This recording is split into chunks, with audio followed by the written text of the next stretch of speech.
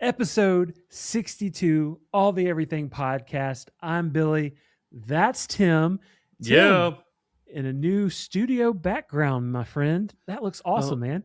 well, thank you. I'm glad you're showing some grace because that's not what he said before we started recording. No, it's switching different cameras, things around, and just working on lighting and stuff like that. So that's always fun, exciting until you try to actually do it, and then everything.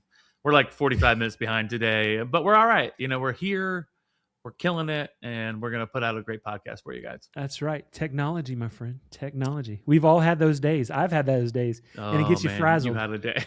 I did have a day. Oh my gosh, Yep. I remember your day, and you were not happy. So. Anyhow, happy New Year. We're into the new year now. Yeah. I know we had our New Year's episode not too long ago, Yeah. but Last week. yeah, it just happens like that last week. Yeah. But we're back again today for another great episode. But I have to tell you a story really quick. It was just so Okay. funny. We were at an all-inclusive. This was me and Leslie. It was Luke and his fiance Emma, and then Lauren and her boyfriend Sim came with us. Uh-huh. We were at Secrets Moshe in Mexico. Place was Yeah. beautiful, absolutely great resort, great food. I can tell. We'll talk about that later, some other time. But anyhow, had a fantastic time, and I think it was the last day. Leslie and I are sitting on our floats, and like the pool bar is behind us, and we're just like Yeah. facing out, looking at the sun coming on us, and we can see things going on around. And all of a sudden, there's this guy with a buzz cut and some other dude with a bucket hat comes up, like older guys. Like we found out they were in their 60s. And they come up and tap us on the shoulder. They're like, somebody paid me 11 pesos to come over here and dunk you guys underwater. And first of all, I'm like, nope, that's not happening. And I'm like, who the heck are these people, right? And I was like, nope, that's not happening. Like, I just shut it down instantly. Yeah. And then they start to try to warm up to you. And then their wives come over.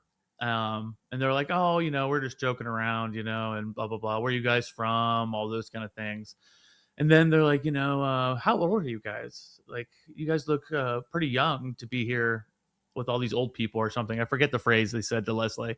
And Leslie's like, no, he's 50 and I'll be 50 like this year.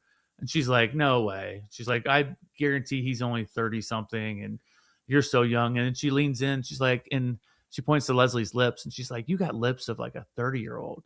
And the guy says, well, you better watch out. She might want those lips later on in her bedroom. I'm really like, Oh God, is this a pineapple situation? we're getting recruited. We are getting recruited. Because then she's like, take off your glasses to me, my sunglasses. She's like, let me see your eyes. Let me squint, see if you have any wrinkles. Then she's like touching my face and my neck. Like, Oh you don't my have any God. wrinkles there. You're definitely younger than that. And we're like, oh, and we were putting off every signal in the world that we want nothing to do with these people. Because these are the people who will latch onto you and talk to you for like 50 hours and are talking about nonsense.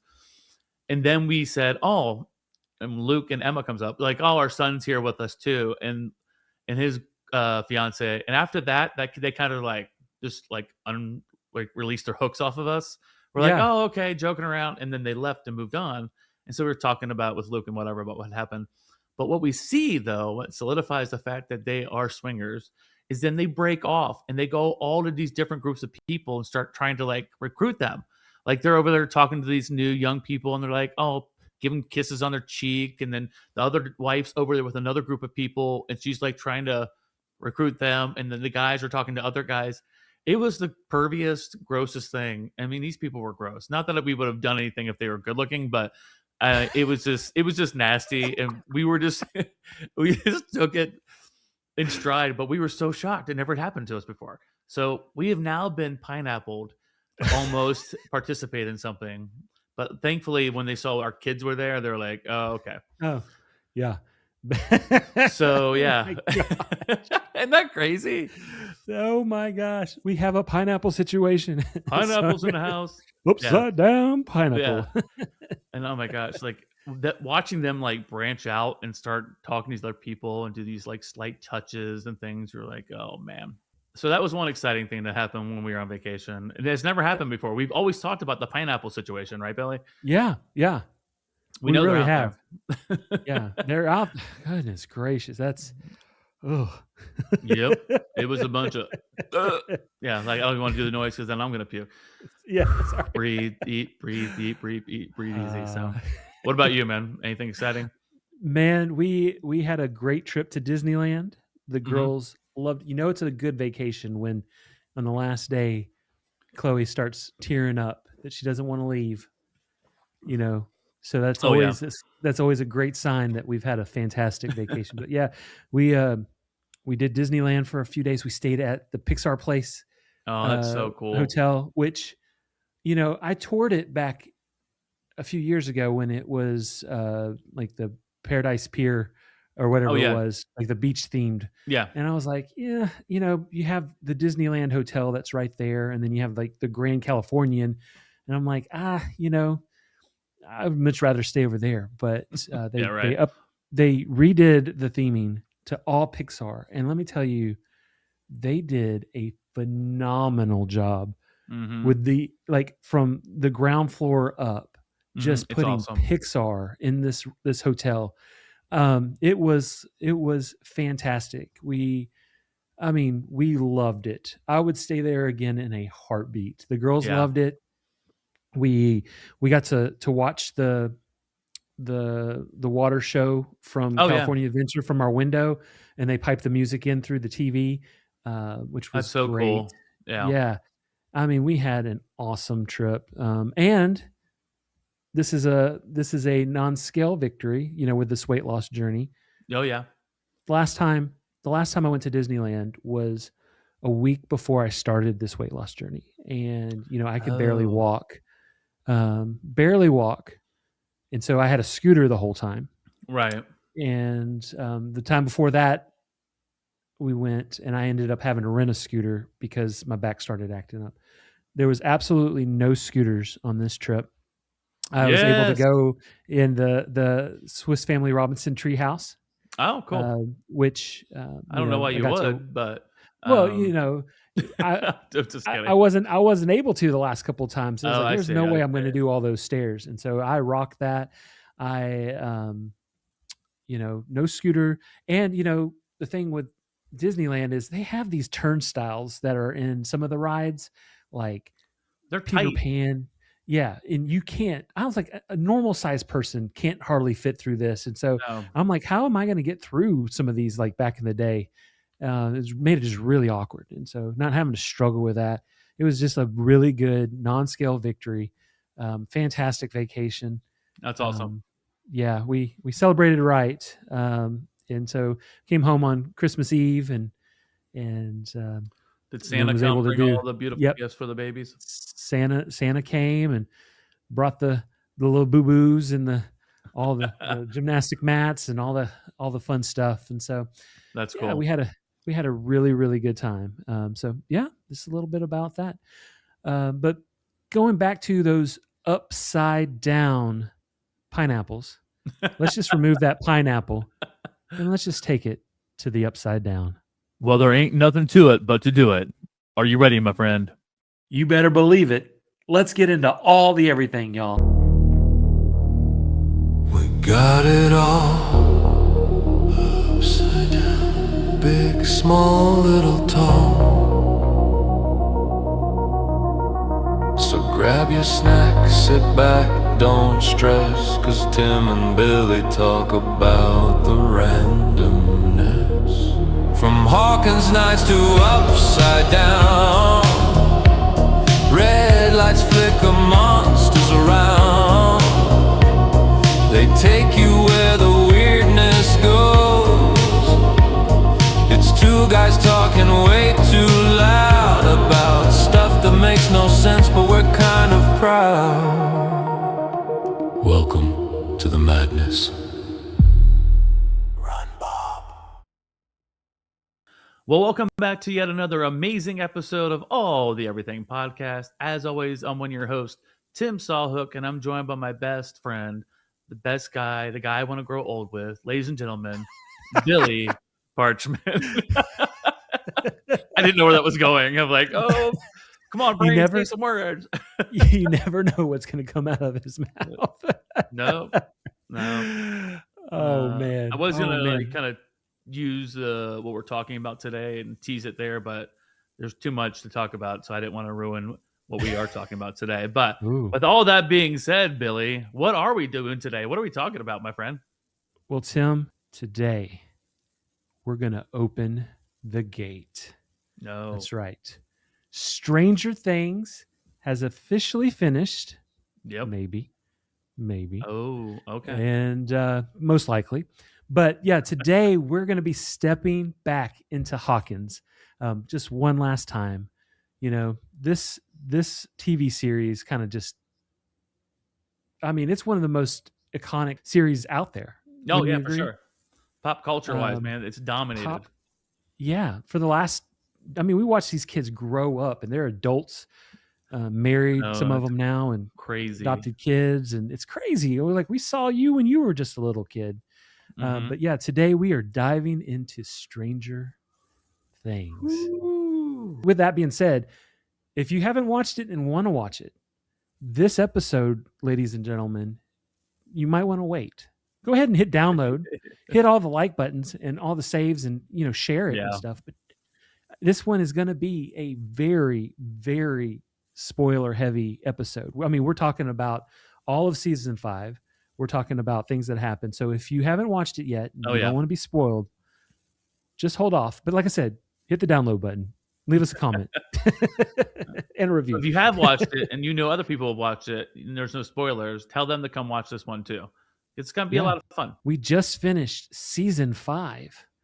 That wrapped up Yeah. with the grand finale just the other day. They even released it for a couple of days in the theaters. Did you know that? The last episode? It was huge.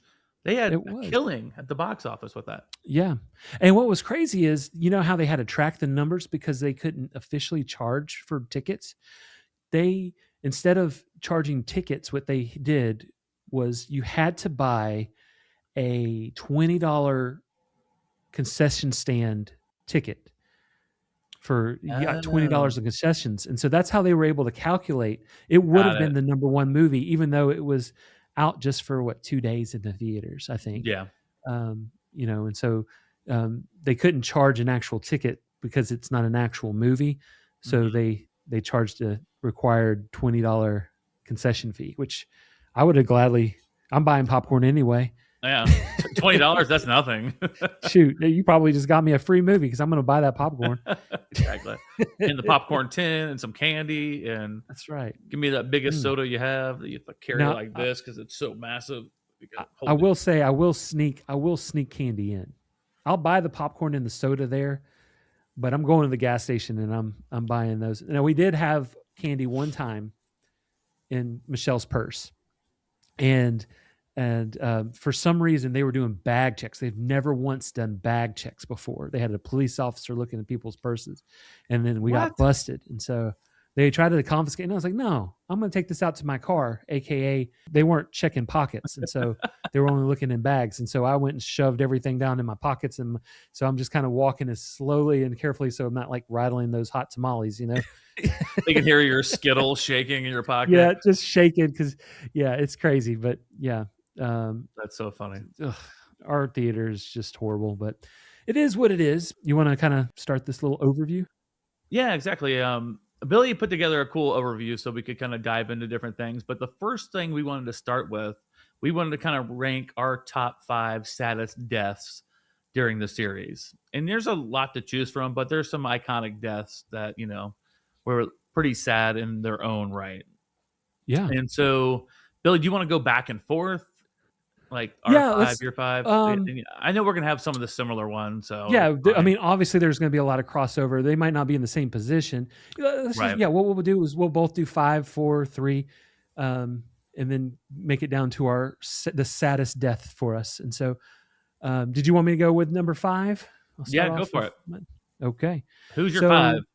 My number 5 is a Miss Chrissy. Wake up. I don't like this. Chrissy Cunningham, y'all. Season 4. She's in Eddie's trailer. And that's the first time we see Vecna kill. And it is probably one of the creepiest things of the entire series. The way he does it, like where he starts breaking their arms and legs. First and they float up, Yes. That was definitely a creepy. See, it was creepy and it was sad. Yeah, and so she's my number 5. Okay, Well, my number 5, it might be surprising to Billy and to people watching or listening, is my number 5 is I picked Papa. The reason why I picked him, everybody hates him the entire time, but the very end, he tries everything he can to protect 11 at the very final part before he gets killed. And it's kind of like a, it's kind of like a, what? What are you laughing at? That's a What? horrible pick. Sorry. You're like, this is my Listen. list. I cannot miss. Back off, yo. That's why I got to make it a little bit different. We can't be so predictable on who we're picking.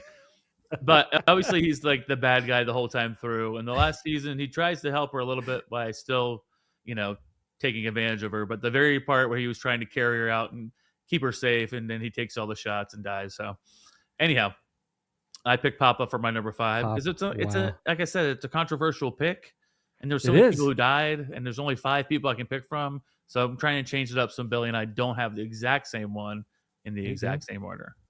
Yeah. Okay. Yeah. There we go. Don't you laugh. Moving on. Moving on to number 4. My number 4 comes from season 1, and that's Benny Hammond. He is the cook at the little restaurant, the diner, that kind of finds Elle and gives her some food, and he just calls like Child Protective Services. And so that's kind of when the government or whoever comes in, and they basically, put him on this list, if you will. And so, he was just a good guy. And so he gets my number 4 spot. I like that. I saw that as well. I was looking at different things because my brain was racked. I'm trying to think of like all the people who had died and what seasons and whatever. He didn't make my list, but I agree. He was a great guy trying to take care of 11 when nobody else knew who she was. So good pick. Number 4 for me is good old Barb. Barb, season 1, Nancy's best friend. Nancy just left her high and dry and left her. She got attacked by them Demogorgons and sucked into the Upside Down. Well, that was the first time we saw the Upside Down with Barb, right? Yeah. Like she gets killed and sucked into the Upside Down, and it was really sad. And then for like the next season, the whole parents are working with a detective to try to find her. And that's when they start having to sell their house and stuff. Selling everything to be able to have the money to find her, and they know that she's dead. And so that was very sad, like all away, all around with family and for her as well. That's my number 4. You gonna laugh at that one too, Billy? Yeah, no, because that's my number 3 pick is Barbara. Barbara. Poor Barbara. She got the bad end of the stick there for that. Yeah, left high and dry. They go into this little party that they, just a few friends, and of course Nancy kind of blows her off for Steve, and well, you can go now. You're not having fun. You can go on, and she just kind of leaves her high and dry. Reminds me back in the day when I was in high school, when my buddies got a brand new Camaro. Man, I'm going to give you a ride home, is what he told me. Yeah. Yep. On the first day that he had his Camaro, and so I did not get on the bus. And then he comes up to me. He goes, "Man, I'm going to take this girl home instead." Left me high and dry. Oh. So I feel you, Barb. I feel you. And at that point, did you also get attacked by a mythical creature? I didn't, thankfully. I mean, I did have to call my mom and be like, "Hey, I missed the bus. Can you come get me?" I don't have any friends, Mom. Nobody likes me. Such a douchey thing to do, man. It is. What do they always 25 say? years later. Bros before hoes. No, I'm sorry. That's right. Left me high and dry. I had already missed the bus. He had told me he was going to give me a ride home, and then... not just a ride home, but a ride home in his brand new Camaro. Like, yeah. Come on. Yep. He's like, all right. Yeah. I'm sorry for your sadness, Billy, but thank you. You've really leveled up. I mean, look at you now. I did. Yes, I did. That's right. You may not have a Camaro, but you have not new shocks on your minivan. That's all that really matters. I really do. It drives so smooth, y'all. Oh, God. All right. Moving along. Number 3 for saddest deaths for me is Billy. Billy's an a-hole character throughout the whole thing, right? Everybody can't stand him. He's such a jerk to Max and to Steve and everybody at school and all the things, But when he does finally die, he kind of sacrifices himself, and when Max is screaming and crying for him, it was a sad thing because he got kind of possessed and taken over by the mind flare. Was it the mind flare The took over? mind flare. Yep. Yeah, and made him even more evil and crazy. But yeah, I found that to be a sad death. Because you find out his whole life story. He's been abused by his dad, makes him feel like Yep. crap, and that's why he has the kind of persona and lifestyle he has. And just to see him die like that as a sacrifice, I thought was a pretty sad thing and an honorable thing too. Yeah. Yeah. I really like Billy as a character because he was that kind of extreme. Oh yeah, You can step toe to toe with Steve, kind of, coming into a new school and yeah, kind of just being that guy. And so they kind of have that drama just to start off with because King Steve is the king of the school, the most popular guy. But then this new guy kind of steps in, even though Steve is like, whatever. But just, yeah, his whole persona with Max's sister and her stepsister. But then you find out more about that. He is real intense, and he's played by the dude that played the Red Ranger in the Power Ranger movie. I did not know that. And another fun fact, if you've watched the show and seen Billy, he's very fit. Yeah. Very fit. Good looking dude. But he actually had to tone down his abs because they were so intense. He was too muscular. And so knowing that as you watch the show, as you watch the show and saw how like ripped he was in the show, knowing that he had to tone that down because he was too ripped. He was too ripped. You know what? I can really relate to that. I hear that all the time. But Tim, can you tone down your abs? Yeah, really? Your abs are just too. You're making us all feel bad. Yeah, I got flabs going on, not abs. I'm working out now. Billy, who's your number two? My number two is one of my favorite characters of the entire series. He's that freak. He's that guy. Goes out rocking. That is Eddie Munson. Now, he like I said, he is one of my favorite characters. I love his heart and stuff. He did not make number one for me, just because I really feel like he didn't have to die. He made the decision to kind of like he could have done everything and not died. So yeah, and when you watch back and you're thinking, why did you go just chase all the bats chase you with that stupid garbage can lid? You weren't gonna make it. Like I know he was tired of running. Yeah, like I'm glad you took a stand, but yeah, you picked the wrong battle. He like the whole time he's like I've always run. Like when I get scared, I'm running. And so I guess that's the one time he didn't run, and that's probably the one time he should have actually ran. I think why it makes it the saddest death because he's actually my number one. Ooh, skip to that right now, but yeah, that's no big deal. But it's because it's not only that he wants and sacrifices himself; it's the horrible. That's what word I'm looking for. It's the horrible reality that Dustin knows he's not coming back. Yeah. So what makes it so sad is Dustin's like crying and begging for him to come and stay alive, get back here. We can get it back to the other side, and he decides to go. So I think that's what makes it so sad is both people in that scene. Yeah. So who's your number two? Did you do a number two? I do have number two. Number two was Bob for me. Bob. Is that your number one? That is my number one. Good old superhero Bob. Bob was the best, man. Bob Newby. Yeah. AKA Rudy. AKA Rudy. Rudy. Rudy was all sides though. Yeah. Let's not get into it. Yep. But yeah, I mean, we can talk. We can both talk why we love Bob so much, and it was so sad. Yeah.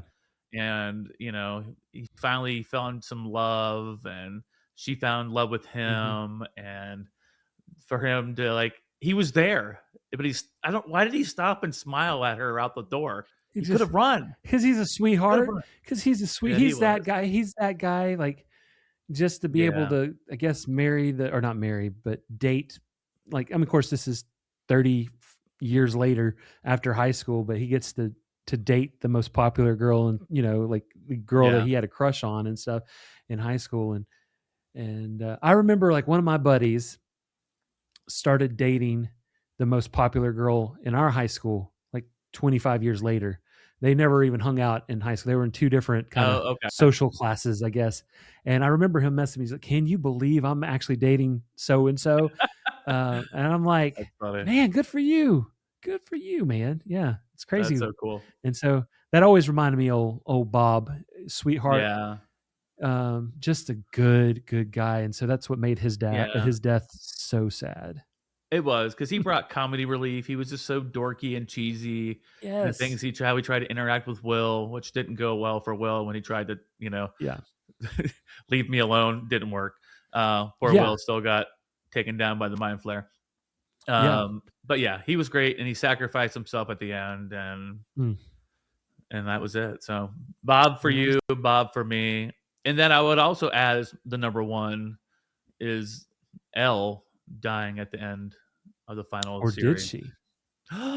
Or did she? Or Yeah. did she? So let's actually dive into that a little bit, since we kind of talking about season 5. We kind of see Elle kind of get blown away.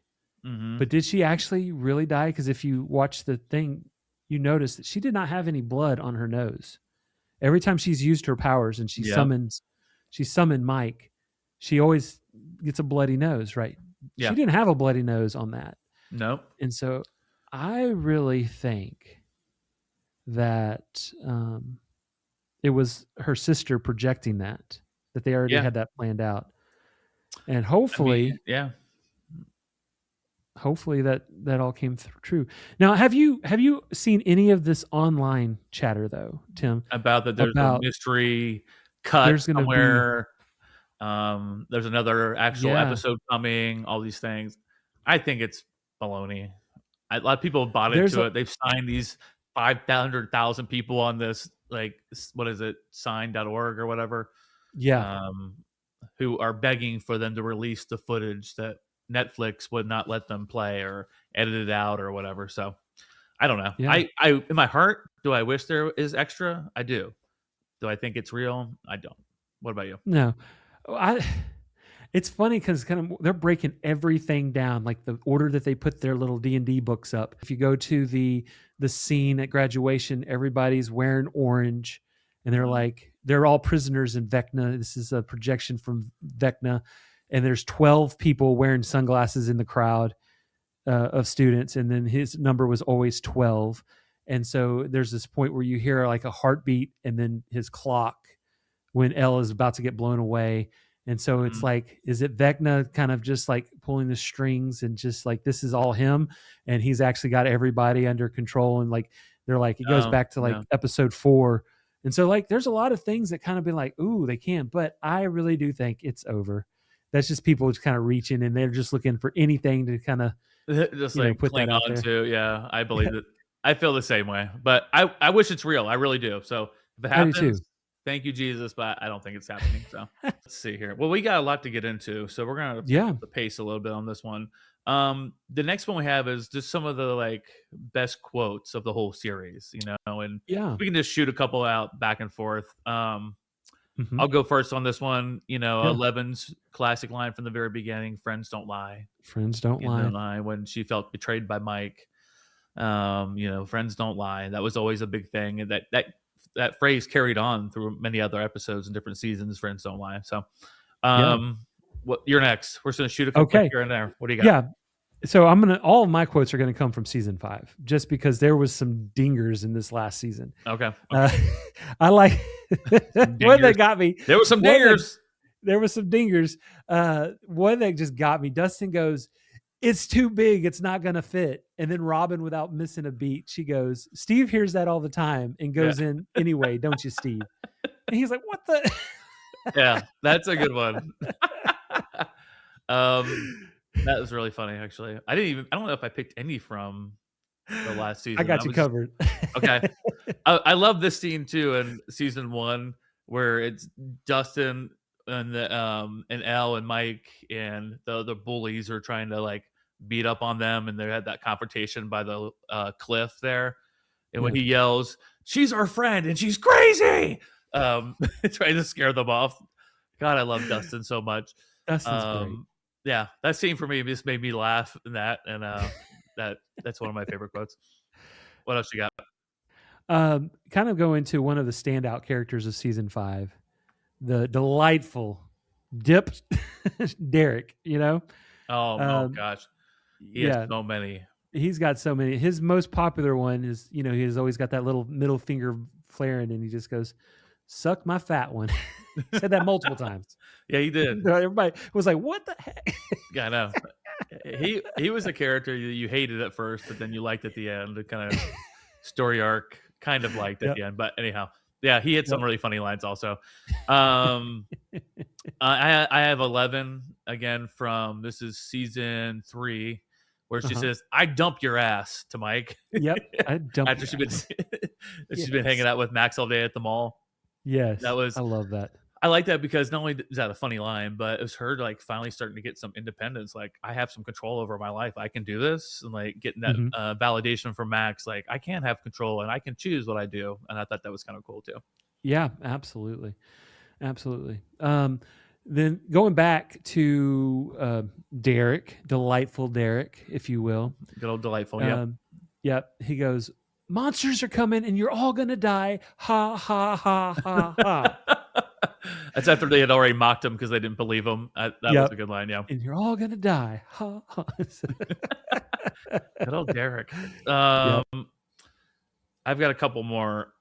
This one by Hopper and also season 3. Is keep the door open 3 inches. 3 inches. All the time. He's screaming at him, keep that door open 3 inches. And they slam the door shut and they bust in on him and they're just making him feel like a complete idiot. Yeah. As a dad, no, you're not even going in the room. You're going to hang out in the living room with me. Absolutely. You gotta save room for the Holy Ghost, right? 3, that's right. 3 inches. I was like, that's generous. Yeah. So, but my next quote, going back to Derek, because he's like a stud. He's a stud in this episode. Yeah. So Henry, aka Vecna, has caught him in the woods, right? Like he's in the woods. He's in a place he's not supposed to be. And I mean, this is the main bad guy catches him. And he has this map that Max had given him. And he's like, Henry was like, "Who gave you this map?" He's like, got him pinned on the ground. Without missing a beat, Derek goes, "Your mom." You can't go wrong with your mom joke. No, dropping the "your mom" to one of the most evil people on TV. Yeah, I love it. Good old Derek. And then I wrote this down, and I thought it was a quote, and I kind of looked it up, and it was a quote. And I don't know if it was from the very first time or the second season, but when he says, like in that really eerie way, that they're here, Will says that. I don't know if it was the Demogorgons were coming or if the Mind Flare was coming, but I remember that being like a real creepy, they're here kind of thing. And they're here. Coming to get you. That's crazy. Oh, man. Yeah. Was that your last quote? That's my last quote. Go ahead. Okay. All right. So, of course, you have Joyce, Winona Ryder. She had a fantastic line at the finale, face to face with Vecna, who, took over her son and did all these horrible things to her son, even though they went to high school together. And so I don't know if she knew that, but he sure as heck did. But he's like impaled already, laying on the, he's really, really hurt. She has an axe in her hand and she's looking at him. And she goes, "You effed with the wrong family." And then she chops his head off. Yeah. And I was like, "Oh, they dropped the." Yeah. And then kind of going back to one of my favorite characters is old Murray. Oh, and I love Murray. After I say this quote that he dropped in season 5, because he has some throughout the whole series. He's got some fingers, yeah. But this one just, I mean, it made me just bust out laughing when he said it. We have a special little thing that we're going to do here in just a second, but Murray goes, and I don't remember what he was responding, but he goes, "Well, butter my butt and call me a biscuit." So that's gonna be one of my new things. I'm gonna say, "Well, butter my butt and call me a biscuit." Oh, the girls are gonna hear you start saying that, and they're gonna say it back to you. Oh my gosh, I better You better be watch careful out. with that. But Murray, speaking of Murray, he's kind of always been that paranoid investigator. Yep. He's the one that the Barbara's parents had hired to do all the trying to find what happened to her, and Mhm. then he has this huge storyline where helping Joyce and Hopper with the Russians, and so great guy. He smuggles a lot of stuff into the quarantine area in season 5, and so he's taking it to the government, which he loves. But Murray's special character. I don't know if you noticed this, but when they go to his house and you look at his phone, right there is his phone number. Mhm. So if you, and Tim has his phone, if you dial 618-625-8313, this is what you hear. Hi, you have reached the residence of Murray Bauman. Mom, if this is you, please hang up and call me between the hours of 5 and 6 p.m. as previously discussed. If this is Joyce, thank you for calling. I've been trying to reach you. I have an update. It's about, it's probably best if we speak in person. It's not good or bad, but it's something. If this is anyone but my mother or Joyce, well, you think you're real clever getting my number, don't you? Well, here's some breaking news for you. You're not clever. You're not special. You are simply one of the many, many, many nimwits to call here, and the closest you will ever get to me is this pre-recorded message. So at the beep, do me a favor. Hang up and never call here again. You are a parasite. Thank you and good day. Sorry. That's There hilarious. you go. That's Murray for you. All right, moving along. We got lots to cover in this Upside Down episode, so we're gonna move along with iconic scenes in Stranger Things, and that Yeah. encompasses all the seasons. And there's so many possible things we can talk about. Yep. I'm gonna let you go first, and I'll go Sure. after you. I think kind of one of the most epic scenes that kind of defined the series, that kind of got people hooked, because you kind of visualize that especially when you think about season 1, is Joyce Yeah. communicating with the Christmas lights and having the Oh, alphabet, yeah.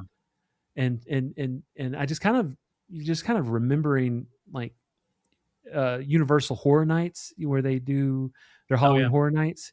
They had a Stranger Things room, and that was kind of in there. I didn't get to go to it, but I saw it, and I would love to have gone to that. But That would have been that's really just cool. kind of one of those, iconic scenes.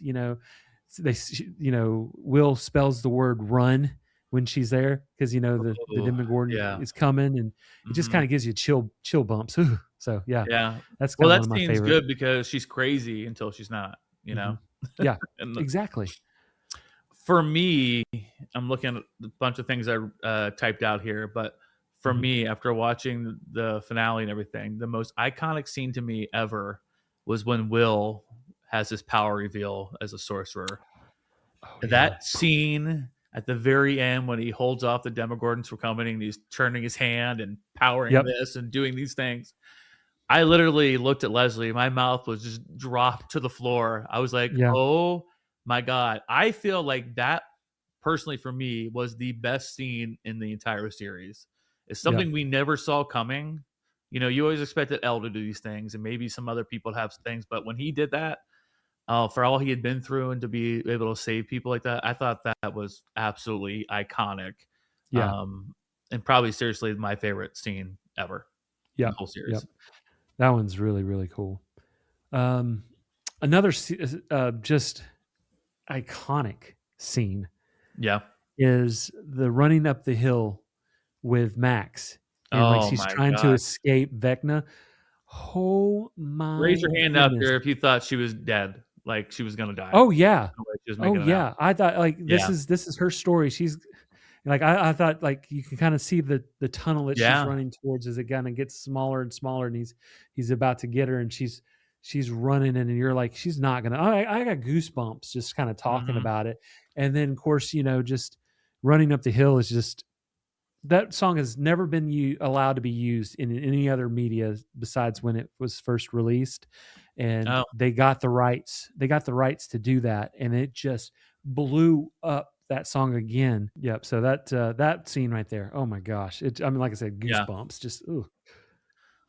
Yep. How about you? That was on my list too. It was one of the most iconic. My second most iconic is Eddie playing Master of Puppets on top of that trailer with the sky crackling around him, and he's just killing it on the guitar into the Master of Puppets, and then his solo when everything's just going on around it because they're trying to draw those crazy bats or vampire bats or whatever from Vecna, and that one also gives me chills thinking about it, man. There's been many times where I've just gone back and watched that episode, not the episode, but that scene like over and over again. It's so badass, right? Yes. I mean, that Master Puppet song, perfection. Yes. Yeah. And he got to play that in front of Metallica, which was really cool, like in real life. Yeah. They gave him a guitar, which was that's amazing. That's just great. That's so cool. But yeah, I love that scene so much. That one. And then for my last like scene that just kind of stands out, comes from the battle of Starcourt Mall. Just the whole mall scene. We did a whole episode kind of talking about how much like 80s and 90s, how much the mall meant to us, going to an actual mall, and to be able to see it like recreated in its glory days, just like we remember, like that's how it was, and just being in the mall, but then having like the neon lights and the chaos and the monsters and things flying cars. And you have the Mind Flayer coming in and Billy and all that kind of stuff. And that all happened in the Battle of the Starcourt Mall, which was one of the most epic moments in the entire series for me. Oh, it was so cool. I mean, we could go in a deep dive about how awesome it was with the mall culture for that season. Matter of fact, when we were doing that episode about malls, I was thinking about Stranger Things, about how much it meant to the friends to meet up there and all the things you did, and it's so cool. That's a great one. Yeah. I'm gonna say I have so many to pick from, but I'm gonna pick my last one. Is when the boys meet Eleven for the first time. Great. When they see her in the woods, they have the flashlight on her, and she's just standing there. So we thought helpless at the time. We didn't know what kind of power she had at that moment. But just standing there in the rain, lost and alone and nowhere to turn to. And they meet her there, and, they take her in and have become part of the friend group eventually. But for me, that's one of the most iconic parts, is when they meet Elle for the first time. Awesome. God, there's so many other good ones. Yeah. I had one more. Can I say it? Okay, you can do it. This is our podcast. This is our pack. You could do it. This one, it was on my following page of my notes, and this is one that I wanted to include.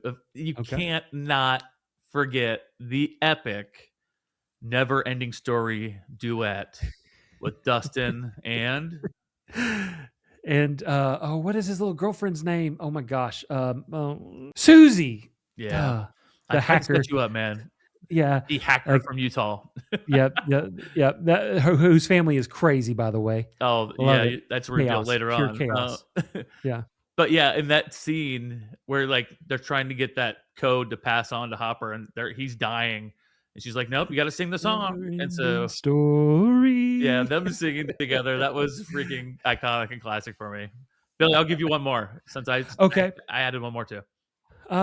As a dad, this scene was kind of pulls on all the heartstrings. Is in the season 3 finale. It's the letter that Hopper had wrote to Elle. It's just like an emotional like gut punch. It just kind of shows just how much he cares, and it's a beautiful thing. Oh, especially if you're a daddy and have daughters. Yeah.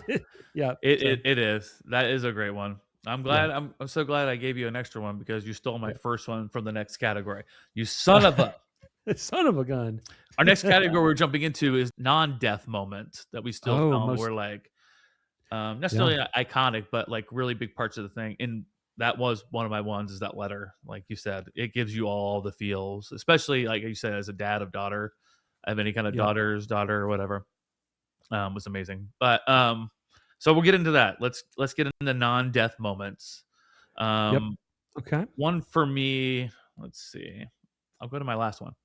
Was 11 seeing herself in the mirror and learning like her identity a little bit when she has the wig on, the blonde wig, and she has the dress on, and she kind of sees herself like, oh, I am a girl, like I can be pretty like this, and really kind of sees her identity coming into play a little bit more instead of just being a number on her wrist. I thought that was like a really kind of cool moment for the show, and like a good feel good moment for her. Yeah. What about you? You know, it's kind of like a theme throughout the entire series. Once Steve and Dustin kind of come together, is just kind of watching their whole relationship. Yeah. And I know in season 5, it kind of gets shaky. Dustin kind of, he's still, I just hated heartbroken that so much. I hated that. Yeah, and just so much going on with like the death of Eddie and stuff, and how that affected him and stuff. Right. And so they kind of, I hated that part. Like, I know that's part, for TV, that they need to have a little bit of drama and stuff, exactly. but just to kind of strengthen their relationship in the end between Steve and Dustin, just because they have such a special relationship throughout. It starts off like Steve's just the babysitter, but then that just kind of grows into like brotherhood almost. Big brother, little brother. Yep. And then it, like you said, it really evolves even from there, to, now they're best friends, and they know that each other are the other's best friend. And it's been that way for a long time. It just took a little while for them to recognize that and get through their little squalls they had. Their little tiffs. Skirmishes. I don't know. Yeah, why did I say squalls? That's like rain. Squalls. Anyhow. Forget what I said.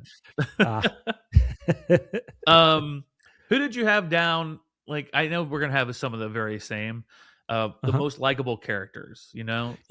Let's shoot out some of those. I'll go first on this one. Go for it. Mind. Okay. Yeah, go for it. My first one is like, I have like the main characters and different reasons for whatever. But one of my favorite characters from the whole show and most likable is Mr. Clark, the teacher. Oh, that's a great pick.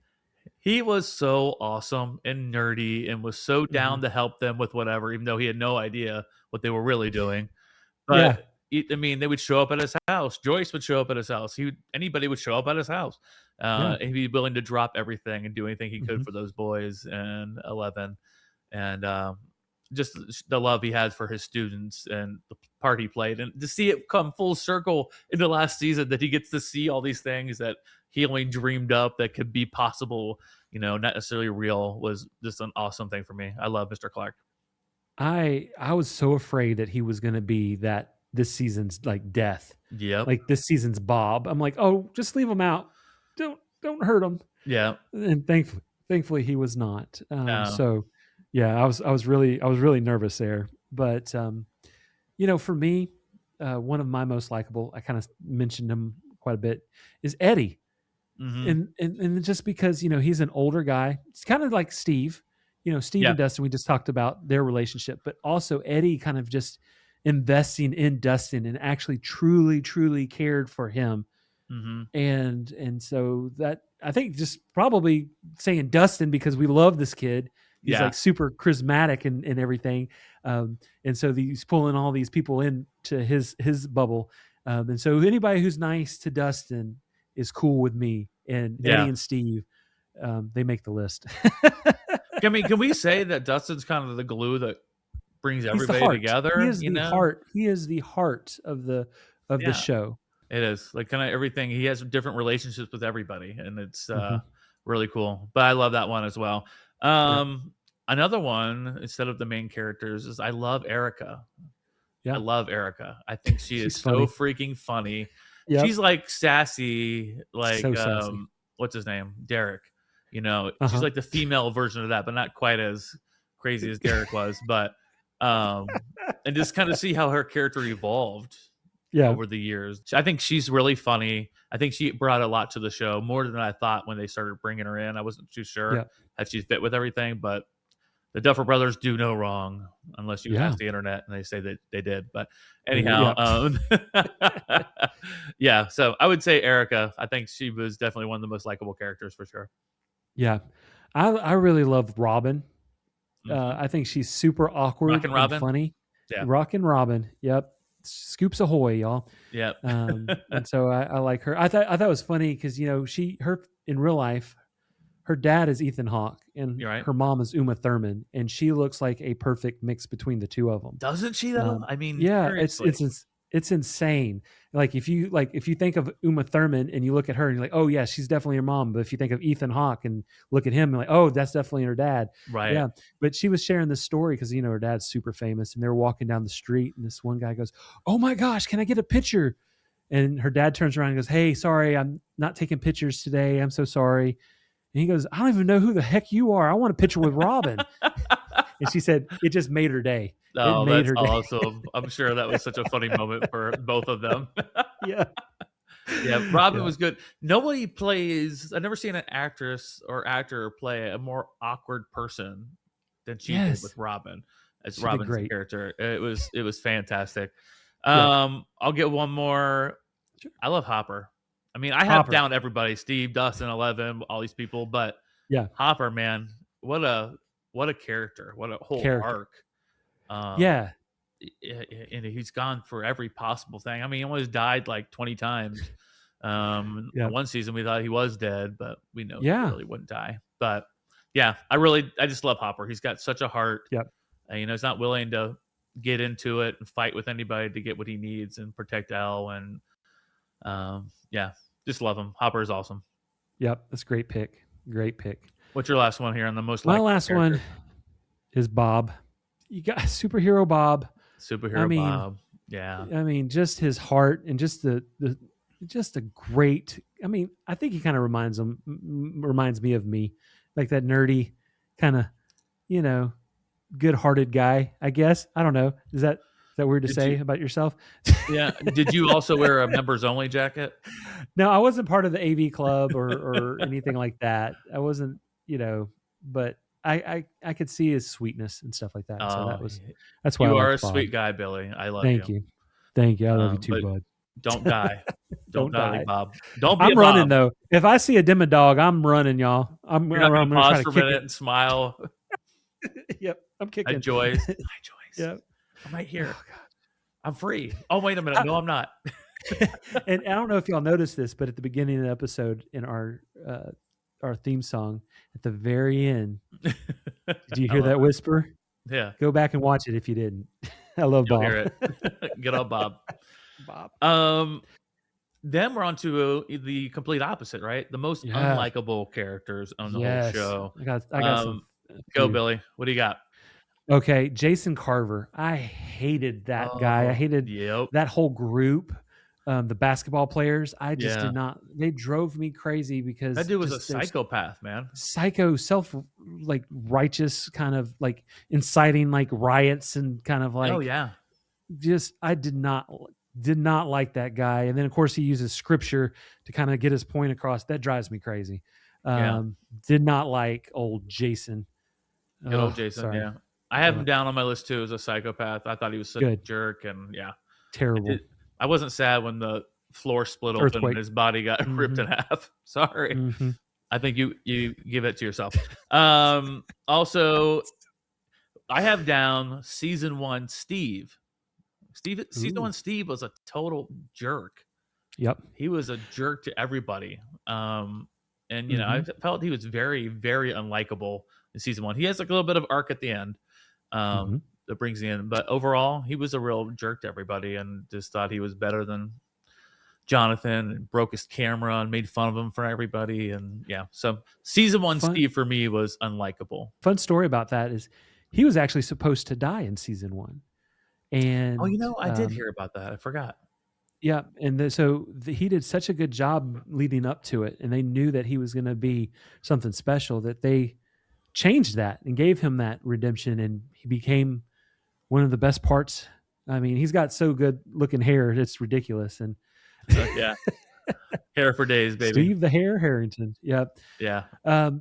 Another one of my least favorite characters is Angela. And she got popped with a skate right in the face. I mean, He was such a she did get bully. arrested for that. Oh my gosh, that girl drove me crazy. And so Yeah. I don't recommend going to hit somebody in the face with a skate. That's kind of scary, but Yeah. that girl, No violence. horrible. I Yeah. hate bullies. I hate bullies. I hate her character. I had her down as one of mine also. I also have from season 5, Dr. K by Linda Hamilton. Yeah.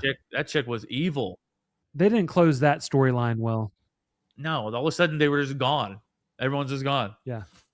And they have, I mean, in that scene, she has Max and what's the other girl's name? Vicky. She's got Max and Vicky revealed behind that wall, and she's like, "Well, hello" to them, and nothing ever happens after that. We don't know what happens. Like it's just kind of just wiped away. She watched Nancy like mow down military soldiers, like murder people, and she's just scot free. Yeah, it was weird how they just kind of brushed over that. Yeah. Give me one more. Okay, my least favorite, Papa. Yeah, Dr. Brenner. I mean, Papa, don't preach. He got 10 seconds of redemption at the very end. Still doesn't count. He was the true. I feel like he was the true bad guy of the entire series. Yeah, Like, I also have Papa down too. He was just everything he did, all those kids, and yeah. So we don't have to get deep into it. Everyone hates Papa except for me and my my first pick that Billy mocked me for and just laughed at. Because I'm not even looking at the screen. I just heard him dying laughing. I'm like, what are you laughing at me about? Anyhow. Yeah, Papa. I'll end on Papa as well. I have some other people as well, but Papa is like literally the worst. We're getting into like our last 3 categories here, Billy. Okay. This one I thought was really cool to go over.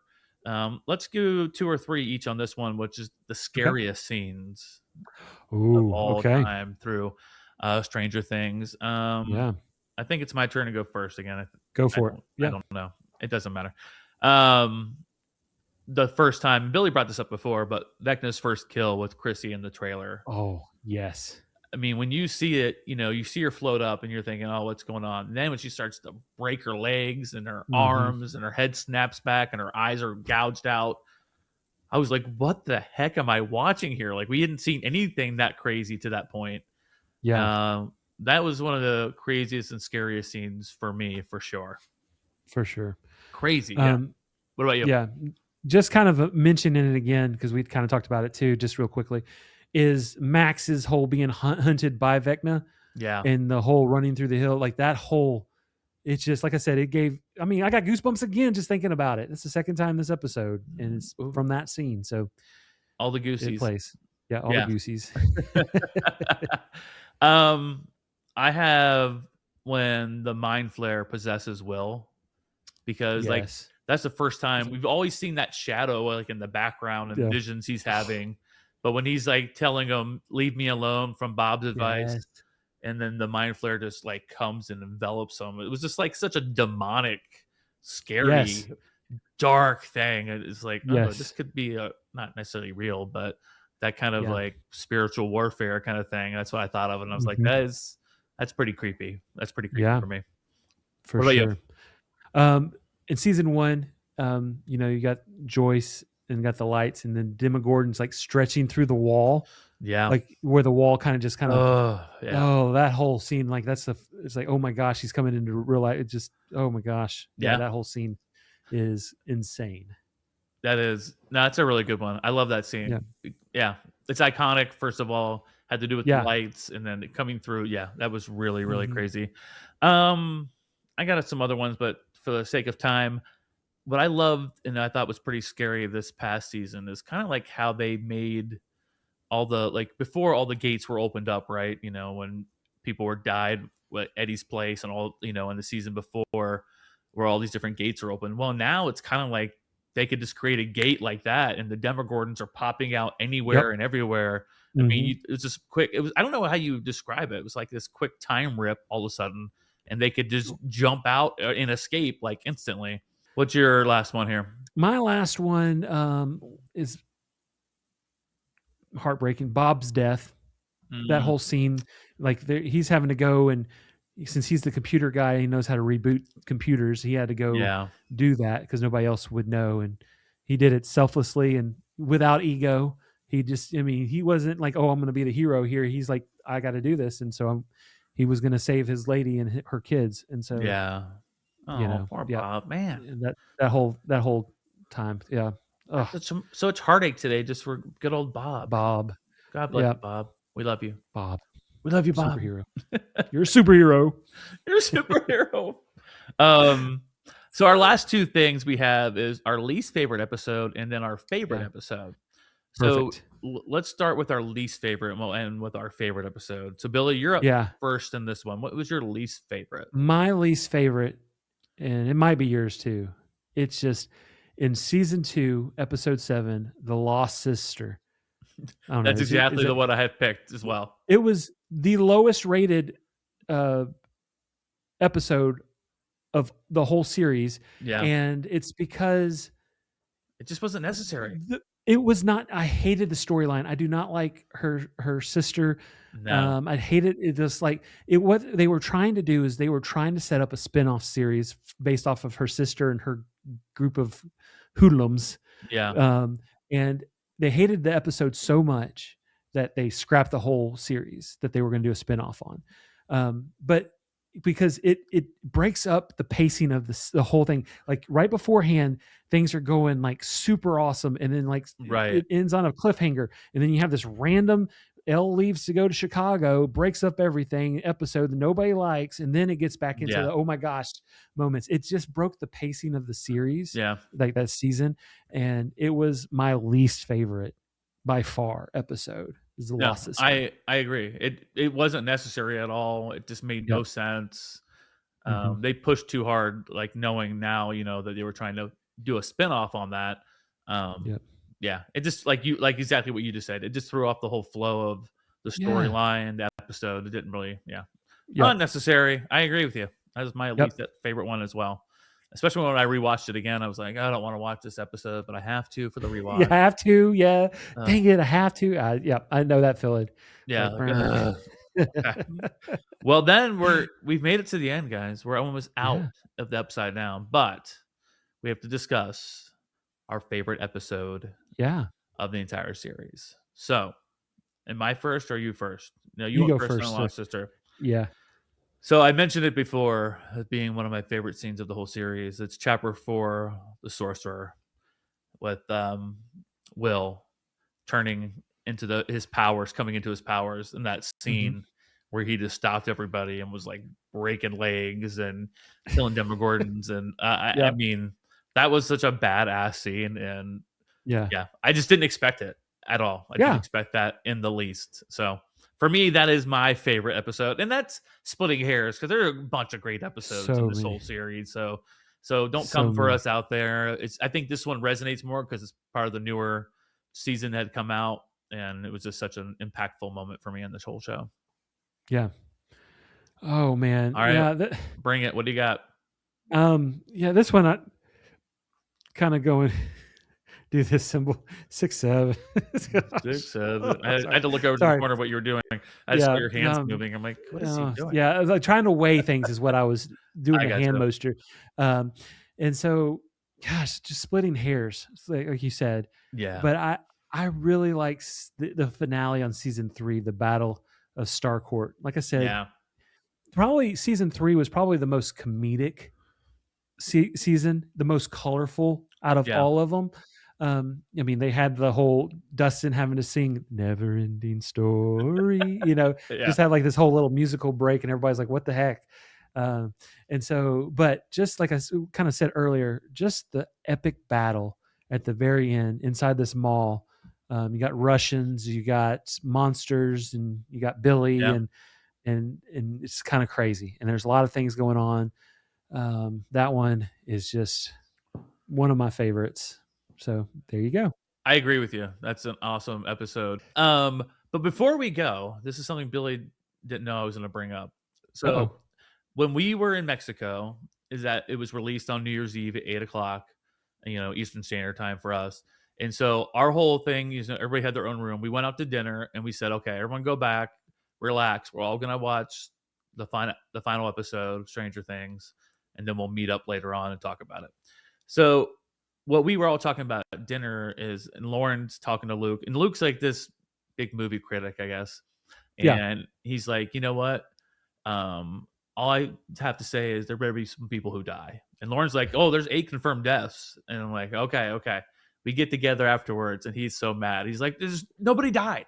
Nobody died. He's like, there's no credibility to this story. Like, how does nobody die in all these different scenarios that they've been through? For me, I didn't have a problem with nobody dying. I thought it was okay. I really did. I love seeing all the people come out together, and maybe it's not realistic, but I kind of love that kind of good feel. What about you? Did you feel like people should have died, and they kind of got away without doing that? Like I said, there's always been one big death, I feel like, in every season, at least one that people talk about. And I guess they kind of wanted to save it to be like Elle's sacrifice, because they left it open-ended. You could believe that she died, or you can believe that she made it through. So they left it open-ended for you to decide. And they left clues that can kind of go either way, right? For that. And I think they did that. And the reason they didn't kill anybody else is because they didn't want to take away from that point. That's a good point. And so I think that's the reason why Steve got caught and didn't fall down the tower. And different things, like big things like that, happened, because that's what everybody would be talking about. Steve died, and stuff like that. And so, and not the mystery of Elle. Yeah. And not the mystery of Elle. Now, who's to say we might get a secret episode and then everybody's dead since season 4 and Vecna wins and he's just tormenting everybody. Who knows? I don't want that episode. But You're like, that one does not exist in my book. I did. Yeah. So that does not exist in this dojo. Yeah. Yeah. So I was just wondering what your thoughts were, because I also saw online a lot of people were like, there should have been someone who died. There's no way they all survived this, where everything they had fought through and gone through, and the countless chances of them dying everywhere all the time. And like, there's no way they came out unscathed. But again, I'm always for a good field goal. Yeah. Nice field goal, feel good episode. And the fact, like, they came in together as this core group, they ended together. And I thought the last very second of the show, it was going to be a cut to Will and him touching the back of his neck real quick and then go fade to black. But oh my gosh, I would have lost it. Like, oh my God, are they really dead? Before we close, I will say what was funny is the end scenes when they kind of show them like what they're doing afterwards. Will goes to Milwaukee in the 80s, and he's a gay guy in Milwaukee in the 80s, and you see this random guy kind of walk up that kind of looks like Jeffrey Dahmer. Yes, poor dude. And like, you survived flipping Vecna, and then you're gonna be tried. He's gonna try to eat you. Yeah, that is really funny. Well, I'll tell Luke, like, look, he probably got killed by Jeffrey Dahmer. Are you happy now? There you go. There you go. Is that what you wanted for him? Yeah. That was really good. That is funny, actually. God bless. God bless. I thought the same thing. I was like, is that Jeffrey Dahmer there? Oops. God bless. I don't know how to transition, but just to transition out of it, I hope you guys really enjoyed this episode today. This is fun. I had fun doing this. Did you have a good time, Billy? I love this show, and I thought this was a great episode for us since we both are really into Stranger Things, and now that it's in that peak time that it's over, we're just a couple days outside the finale. I hope you all enjoyed it as well, and hopefully you could relive some of the scenes with us here on this episode. And we want to hear what your picks are. We have all the categories we went through. Please share with us what you thought. What was your favorite character, unlikable character, iconic scene, scariest scene, whatever. We want to hear your experience with the Upside Down. But again, thanks for joining us today, going down the Upside Down with us a little bit and having fun and just kind of reliving Stranger Things as we did. So we can't wait to have you guys join us next time. I hope you guys have an amazing day. Bye, y'all.